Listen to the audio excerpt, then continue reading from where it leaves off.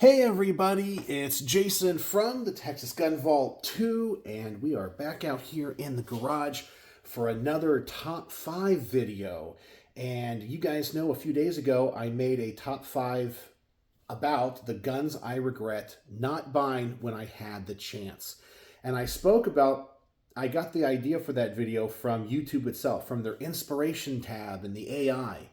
And that video really kind of took off, and we had great discussions in the comments about the ones that got away. It was awesome to hear the stories from all of you about being in certain places at certain times and now, kind of kicking yourself in the butt and going, why didn't I buy that one when I had the chance? I just love talking about guns and hearing about the stories. But tonight, I wanted to kind of do the inverse of that.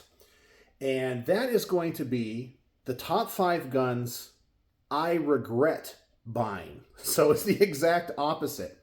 Some of them I still have in some shape or form. Some of them are long gone from my collection. But I thought about this all day, and so I thought I would share with you the guns I regret buying, what happened to them, and just tell the story along the way and how they evolved into a couple of things I have on the table today. Okay, we're going to start with the pistols first. Now, the first pistol is one I have mentioned in a lot of videos as of late for some reason, whether it is because of the mechanism, which is a gas-delayed blowback pistol, or the fact that it's a single-stack 9mm pistol. It is the Walther CCP, or concealed carry pistol. Now, if you're unfamiliar with this model, I would recommend you go check it out online. It is something very different in Walther's lineup. And as far as I know, they still make it. They had an M1 and M2, because I think they tried to update it. And what it is a polymer-framed striker-fired pistol that is a single-stack 9mm that uses a gas-delayed blowback system like the HKP7. Now, the reason I regret buying it is essentially I wanted it because it was an oddball in Walther's lineup, and I like Walther pistols. So I was like, I got to get one of these. And I think it kind of sings this siren's song to a lot of gun owners that, know guns. You have two things going for it that seem like they would be awesome. Number one, it's German. I mean, come on, the Germans make great stuff. Wasn't that a line from like an infomercial? And then number two, it's gas-delayed blowback and borrows from the mechanism of the HKP7, which is one of the most collectible and desired guns in the world. What can go wrong, right? Well, you get it and you find out what can go wrong. Oh, God, it is not accurate. The sights suck. It feels cheap. The trigger is horrendous. The M1 version is a pain in the butt to field strip. The M2 is a little bit better, but it has a lot of cheap internal parts that are made of polymer and they all break. It's my understanding that Walther doesn't actually make that gun. It's made under license by Umarex, which I think Walther actually owns, but you probably know them. They make everything from air guns to BB guns to 22 versions of bigger pistols. So a lot of those kind of sporting guns and things that might not really fall into the category of serious firearms. But I think Walther owns them. And I think it was manufactured by them. The polymer kind of felt the same. And man, oh man, did I hate that gun. I thought I would love it. I thought it would be cool. And I took it to the range and I was like, this sucks. This sucks. And I should have listened to what everybody else said. Because it was just, the trigger was terrible. You had no capacity. And it got hot because of the gas-delayed blowback system, under the trigger guard. It wasn't accurate. It was just a nightmare. It was a nightmare. It was a pain in the butt to field strip. And I didn't understand what Walther was going for with that pistol. Now, I do think it had a lot of potential. It was just like a Kel-Tec. It's just poorly executed. Honestly, the Walther CCP is it is Walther's Kel-Tec. It's what it is. It's man, that could be such a cool gun, but it's put together and manufactured so poorly. So that was the first gun I regretted buying. Maybe not chronologically, but the one I thought about first. The next one might surprise you because I actually have a review of this pistol coming out, not my example that I used to have, but somebody else's. And it kind of is in line with the fad I talked about last night, which was single stack 9mm guns for carry, but it's not 9mm. It is the Glock 36. The Glock 36. It was the second Glock I ever bought. It was the third gun I ever bought overall. My first gun was a Glock 17 Gen 3. And my second gun was a Colt 1911, Series 1991 in stainless steel. My third gun was a Glock 36 because I needed a carry gun. And I love the 1911. I was all, at that time, enamored with 45 ACP. And I wanted something that was modern, but was like a 1911. It was like, well, yeah, I know it's striker fired, not hammer fired, but same caliber, single stack, you know, God's calibers, everyone says.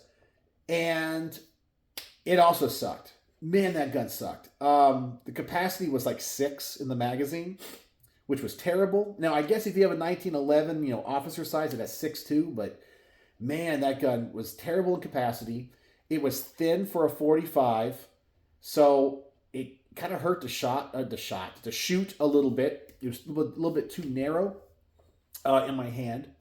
And I always shoot Glocks low and to the left, but that one, when I shot it, it was way low and to the left. I just could not get a good grip on that gun.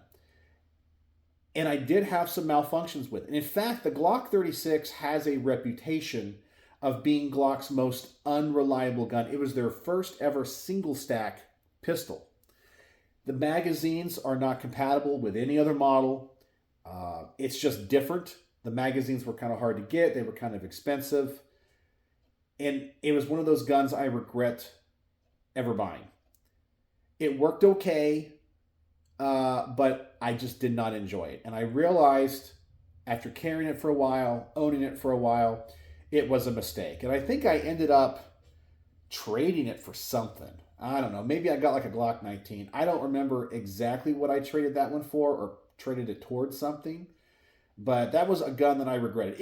It worked okay. Reliability issues, but I just did not enjoy that one. Yeah, so that one I definitely regret buying. All right, so that's number 2. Number 3, I actually have on the table right here. And now this one was my first SBR. Are you noticing kind of a trend here? Often the guns you regret buying are your firsts because you don't know what you're doing. Well, my first ever SBR is this guy right here. Now, this gun I actually built myself, but I bought the lower receiver at a gun show here in the Fort Worth area. And it's manufactured by a company that's no longer in business called SWAT Firearms. And I wanted it because, number one, it looked different. It's a billet lower. It looked different than like everything else out there. And it's in green, which is my favorite color. And I was like, you know what would be really cool? I want to build a 9mm SBR. And I want to use one of those cool billet lowers. I saw them at every gun show. They had like every color under the sun. They even had complete rifles, which I didn't like the look of their upper receivers and things, but I liked their lowers. I guess they were from Campbell, Texas, but they're gone. They no longer exist. But I bought this lower receiver and then built this gun. And actually, I've put in some pretty high quality parts in it. So, I don't know. I mean, a proper Han Precision magwell. I got Magpul furniture. Internally, I have Colt SMG parts, you know, from like the 9mm carbine kind of thing. I have a Troy Industries handguard out here. The barrel is from Model 1 Sales, which is like based in, I want to say like McKinney or something. I think I picked the barrel up at the gun show too, or a different gun show. But yeah, I think it's an Aero Precision upper receiver, but it has the 9mm shell guard. I mean, everything on it. If you kind of did a parts inventory of this, you'd go, that sounds like a pretty cool build. It'd be really good. And it works sometimes. This is a gun that I have never gotten to run 100% reliable. And I think it has to do with the billet lower. It's a little bit out of spec. Like when I try to put the uppers on this lower, it fits a little bit too tight to get the pins out. It's a little bit hard. When it comes to the safety selector switch, it's like loose. And I think this is the gun that really started me on my distrust of billet receivers. I still to this day talk about my issues with things like Noveski's and Q and all that kind of stuff when they use billet over forged. I think Q uses forged. I think they have their own special forgings. I have to go back and look at that. But some companies use billet. Like I know Noveski does.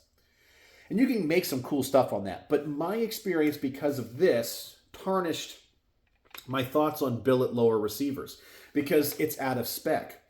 I have sheared off a number of bolt catches on this. And yes, I know some people that know 9mm ARs are going to go, well, do you have that little spacer in the back of the buffer tube? Yes, I do, to prevent the bolt from traveling so far and then slamming so fast home. I have the proper hammer in it. I have a ramped bolt. I've done everything to slow down the action, to slow down the cyclic rate of the gun, so when it cycles, it doesn't like slam into the back of the buffer tube, doesn't slam forward. I have sheared off a number of bolt catches. It's just hard to get on and off the upper receiver. Parts in it are just a little bit wobbly. And of course, because it's a registered SBR, it's too much trouble to try to sell or any of that. So I've just kept it. Occasionally I get it out. And as I said, it works some of the time. And when it comes to the magazines, it's a little bit on the finicky side. What's this one? This is a Brownell's 9mm AR mag. It actually works pretty good. It's a copy of the Colt, which is a variation of the Uzi mags. And the Colts work fine, but any other brand, it's too tight in this adapter. So it's just been one of those that I have never liked. And once I got a real Colt 9mm AR, it blew this one out of the water. And I realized this build, it's just haunted, I guess. You know, it's one of those things where every machine has a spirit to it. And this machine's spirit is just broken a little bit. It's been broken from day one, even though it's full of quality parts. I know how to build ARs. I know what I'm doing. It's just, there's something about this that it's not reliable, doesn't like every magazine. It shears off bolt catches. I just have issues with it. I've had parts break in it. The lower receiver is not in spec, but I'm kind of stuck with it because it's a registered SBR. So I just kind of keep it in the safe. I'll get it out from time to time. And I do regret buying this one. Really just the lower receiver. But I dumped a lot of money into this one just trying to get it to run right. But it's not the greatest. Okay, so there you go. That's number 3. All right, number 4 is a gun with a storied past that was actually briefly featured on the Military Arms channel. No, my gun was. Now, let me explain. So, my dream gun for so many years was an HK MP5. It was a gun that when I was growing up, I used in video games. I thought it was just the coolest looking gun ever, and I knew one day I wanted one. And of course, when I started getting into guns, I realized, and this is going to be like in the 2010s, I know today we have all the imported stuff from like MKE and a couple of companies make stuff here in the United States, but the only way that you could get anything MP5 when I was first getting into guns was you had to get an HK94 and then convert it. Okay, so an HK94 at that time was already a banned from importation HK legacy gun. If you could find one, you were paying $3,500, $4,000, and then you were going to have to dump another $2,000 in it to send it off to a gunsmith that has all the jigs and all that to push out barrels and refinish it and buy all the parts. And it was just like, I'll never get one. But there was an alternative. The alternative was you could buy a special Weapons 5, which there was a company in the 1990s, which was owned by a gentleman by the name of Todd Bailey. Now, I don't know anything about Todd Bailey. I think he's still around. He's owned like 5 or 6 different companies that he constantly changes the names of. Like one was like Coheri Arms, then there were Special Weapons, then there was, I think his current one is like Omega or something.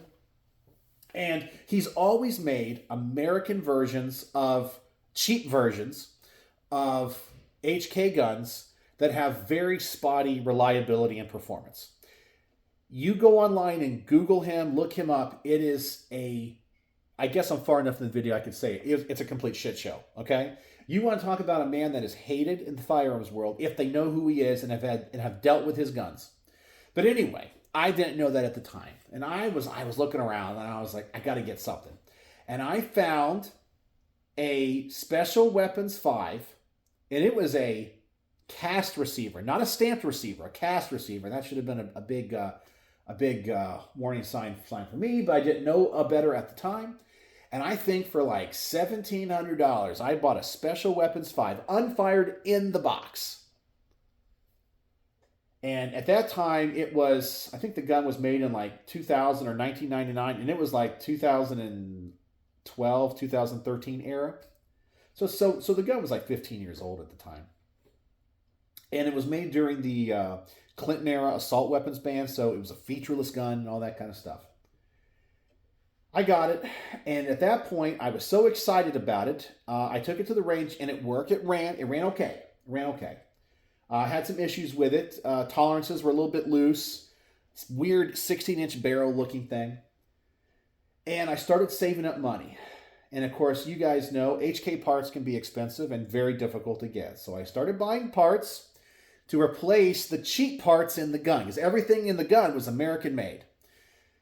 So I was like, okay, I need to get like a real HK bolt carrier. I need to get, a better HK stock. I need to get an HK lower, that kind of stuff. And so I started kind of buying parts. Some I could replace myself. And then finally I had enough parts to send off to a guy named Jason Cotter, who used to own a company called Investment Grade Firearms. And he was based in a town called Mountain View or Mountain Home, Arkansas. And at that time, he was like the HK guy. Like if you had any HK gun, he was the guy you sent it to. Now, tangent story here, I think he's in jail right now because he got brought up on fraud charges and firearms charges by the ATF because people would send him guns and you'd never hear from him again. Now, I kind of experienced it where you would send him a gun, he would quote you an amount at a time, and it's not like it was some fly-by-night thing. I mean, he was a legitimate FFL. He had and other people had work. He had a website. He built things, sold things, so forth. And so I didn't know better, so I sent it to him. And he says, yeah, it's going to be about 6 months, and it'd be about this much. So I sent him all the parts. I sent him the gun. About 6 months rolls around. And I email him, hey, how's my gun coming? Is it almost done? And I think it took him like a few weeks to respond. He gets, I'm so sorry. I've been so busy. I'll get around to it. It's almost in queue. Okay. I've waited 6 months. What's a few more weeks? Not a big deal. Another couple months rolls around. I email him again. No response. Okay. Well, let me give him a call. No response. And I start looking up online, and everyone else is complaining about the same stuff. And I start calling. I start saying, hey, listen, it's been like a year. I haven't heard from you in 4 months. I kind of just want my gun back. Can you just send it back if you haven't done any work on it? And I started to threaten to contact a lawyer to get legal. Like, I just want my gun back. Okay, you have my gun. You promised this work. I want my gun back. Just please send it back. And then lo and behold, once I started getting on him about calling a lawyer, magically the gun got done, okay, and sent back. It looked good. It was refinished. All the parts were on it. I mean, he did a great job on it. I mean, he made it look really good. It still had that stupid cast receiver and had the short barrel on it because I had SBR'd it and everything. And I took it to the range, and it did not work. It just did not work. And I had a hard time running the bolt. But I knew it wasn't his fault because the receiver was out of spec. It was not his fault. It just took me forever. And then later I come to find out, and I was stupid. I sent him another gun, my HKG3 clone, which he did a great job on. It just, once again, took him like a year to get it done. And that's when I found out later the ATF raided his place because so many people were contacting the local police saying they just want their gun back. They ended up raiding him. And they found all these different parts, and the ATF had to figure out whose gun belonged to who and send it back. It was a whole nightmare. Luckily, I was not part of that, but he ended up going to jail. So that's the tangent story. But anyway, the gun never ran. Oh, it was miserable. And then it would cycle, and then the bolt would get caught in the back of the receiver. At that point, I had had enough with it. I had probably dropped, oh God, that was a money pit. It was probably $4,000 over the course of, good God, it was like 5 years. It was a money pit. It was a money pit, and it finally just would not run at all. I could not get it to work at all. So I made the decision. I said, I have all these HK parts in the gun. What do I do? What do I do? Well, I took it down to a place in Dallas called, in fact, let me look at the name of it here. TPM Outfitters. I know they go by a different name now, but they're another company that does all like HK roller locking stuff. And I took the gun to them, and they laughed and said, ha, ha, ha, ha, you have one of Todd Bailey's guns. I was like, yeah, I do. And he looked at it, and he said, well, who did this work? And I said, Jason Cotter. And he says, oh, good God, you hit the jackpot, didn't you? I said, yes, I did. So he took it in and said, hey, let me see what I can do with it. And he had it for like 4 weeks. And he called me later, the guy that owns the company, the gunsmith, and said, listen, this thing's screwed. He says, it's so out of spec, I can't get it to run. So what do you want to do? And he gave me some options. He says, listen, what we should do is they make their own receivers, their own stamped receivers, and they're high quality, highly regarded. And he says, listen, you got a ton of great parts on this gun. Why don't we transfer over all the HK parts you bought onto one of our receivers and just build a new gun? And I said, what's that going to cost? And he cut me a great deal. I mean, I want to say, I don't want to quote what it was at the time, because it's probably, there is no way you could buy a gun like this now. So the gun he created and built was this guy right here. Now, some people are going to laugh at the color of this one. So this is my MP5 clone. Now, I have HK parts all over this thing. I even have one of the really hard to find Action 3 telescoping stocks. This stock alone is worth more than the price of the gun, the special weapons that I bought when I bought it. It's like a $1,700 stock. When I bought it, it was nowhere near that much. But I have an HK lower. I can't remember what trigger group I have in it, but it's like one of those converted trigger groups that's semi-automatic only. HK handguard. It has a US barrel in it. And I think all the other stuff in it, like all the small parts, are all HK sights. And the only part on this, in fact, man, that special weapons was so junky. It didn't even have basic stuff like the tube cap here at the end was wrong. The cocking tube support, which is what the cocking handle is attached to, was just a piece of tube. It wasn't the actual proper support. The only thing, there is actually one part on this gun that is original from that special weapons gun. And it is the charging handle. This is the only part from that Special Weapons 5 that still exists. Yeah. And it's actually a pretty good one. So that is the only thing that I kept from it. Everything else on this gun is different. So that Special Weapons 5 evolved into this, with only the charging handle being the original component.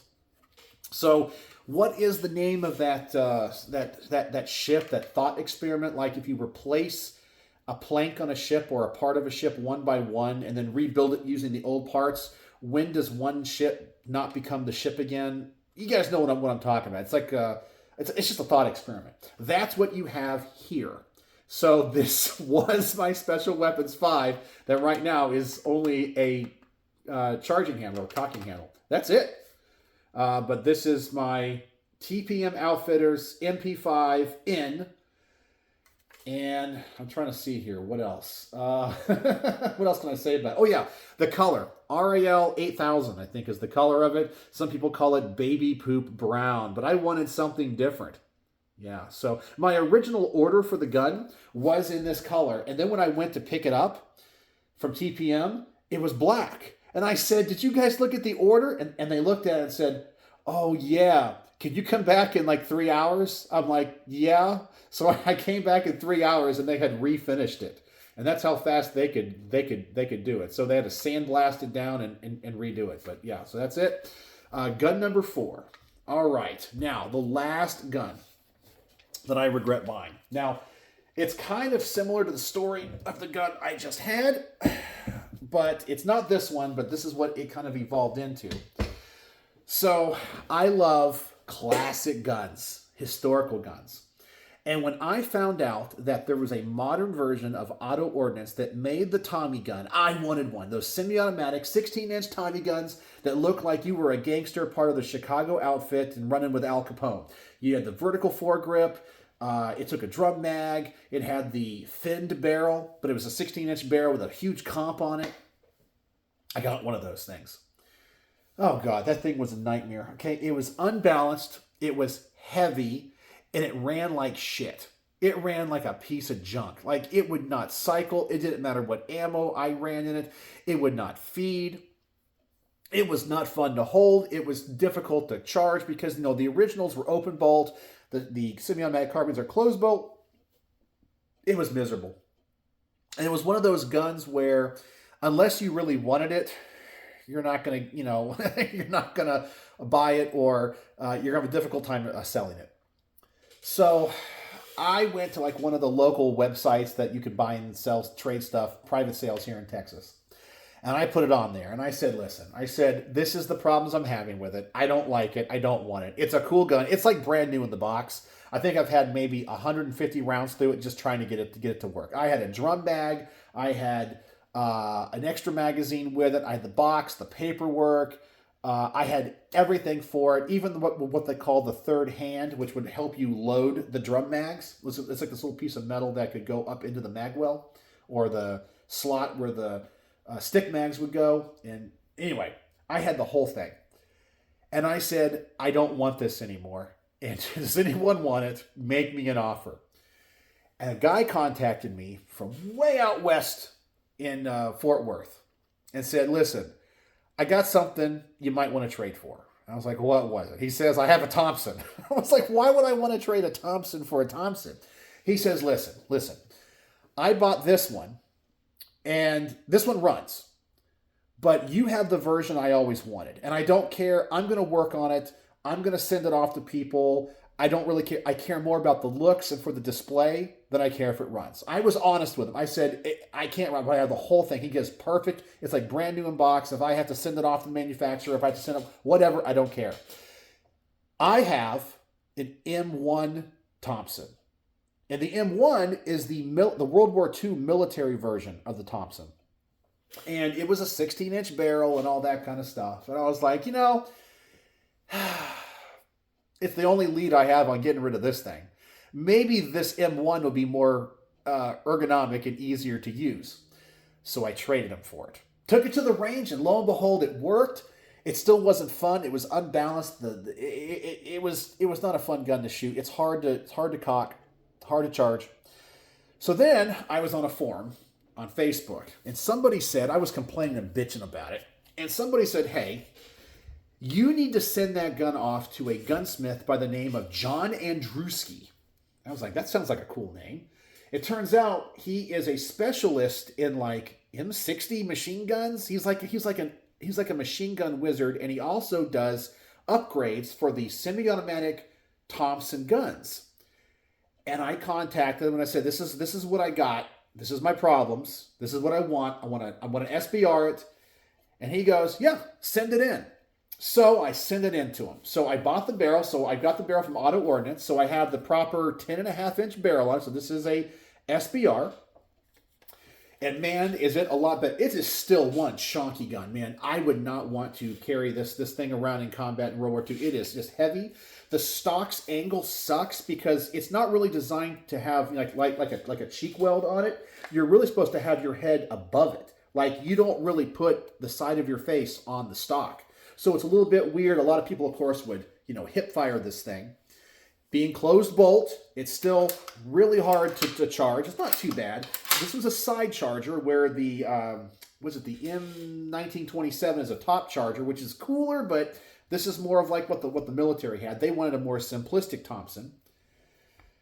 And what else? Oh yeah, he said, he asked me, he says, do you want me to do the magazine conversion? I was like, what's the mag conversion? Well, the semi-automatic auto ordinances take their own proprietary mags, which look like the GI mags. But he's like, you can get the GI mags if you want to run those, or just run the auto. I was like, well, I already got like 5 of these auto ordinance mags, and they're expensive. Don't do that conversion.